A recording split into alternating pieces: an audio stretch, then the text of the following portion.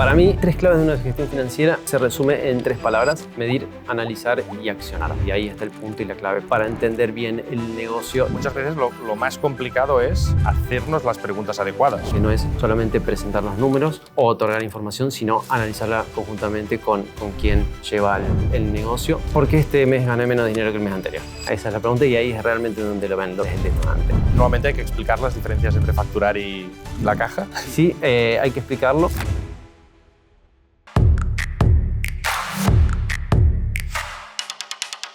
Pues nos gustaría que nos dijeras pues, tres claves, ¿no?, para una gestión financiera.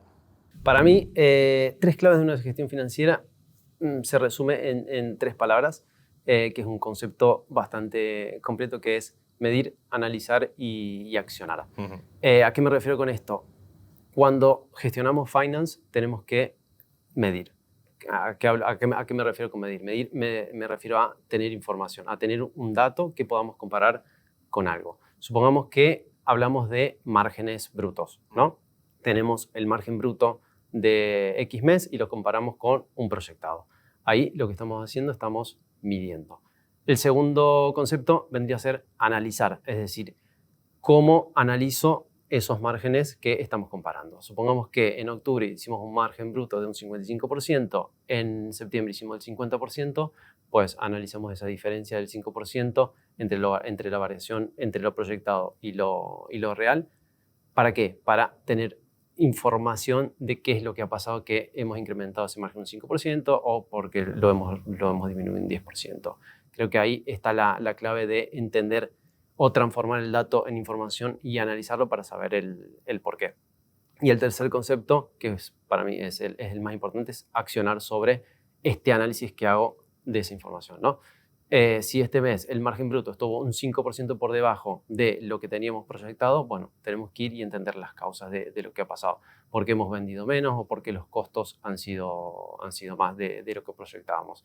Creo que es muy importante trabajar estos tres conceptos desde el inicio de una gestión financiera, que para mí es lo que lo hace eficiente, que es, como decía, medir, analizar y accionar. Y ahí está el punto y la clave para entender bien el negocio y entender cada componente que puede estar dentro de un negocio, y al final el objetivo es accionar y transformar y tomar decisiones.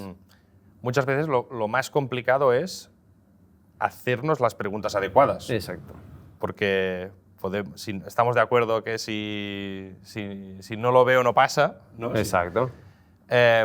¿Cómo juegas este rol, ¿no?, de saber hacer esas preguntas adecuadas y preguntar adecuadamente? Bien, para mí no es que sea tan simple, pero lo que hago es, a la persona para la cual estoy prestando el servicio, ya sea como CFO externo o como Finance Team, como un servicio integral y completo, le pongo los números para que realmente los vea, y en base a esos números también le doy información.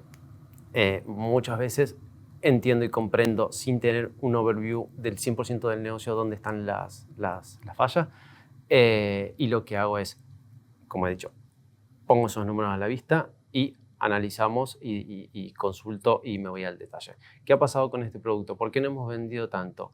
¿Hay algo de estacionalidad que no hemos previsto en una proyección?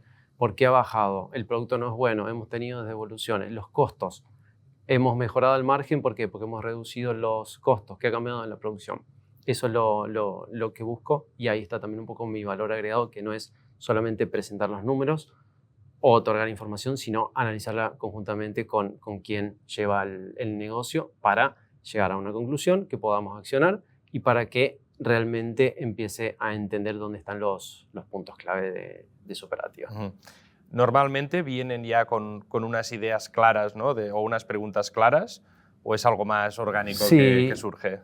Sí, la pregunta en realidad es ¿por qué este mes gané menos dinero que el mes anterior? Por lo general esa es la pregunta, y ahí es realmente donde lo ven en la última línea del resultado del reporte, y esa es la pregunta que al final es el detonante. Pero para explicar esa pregunta lo que hay que hacer es analizar todo lo que hay antes para llegar a ese resultado. Siempre, o lo que más le preocupa al emprendedor o al CEO o al fondo o quien sea, es por qué no llegó al resultado que tengo esperado, por qué no llegué a X monto de EBITDA, ¿no? Y en base a esa pregunta es, como he dicho, mostrar la información, explicarlo y entre los dos sacar conclusiones y accionar en base a eso. Normalmente hay que explicar las diferencias entre facturar y la caja. Sí.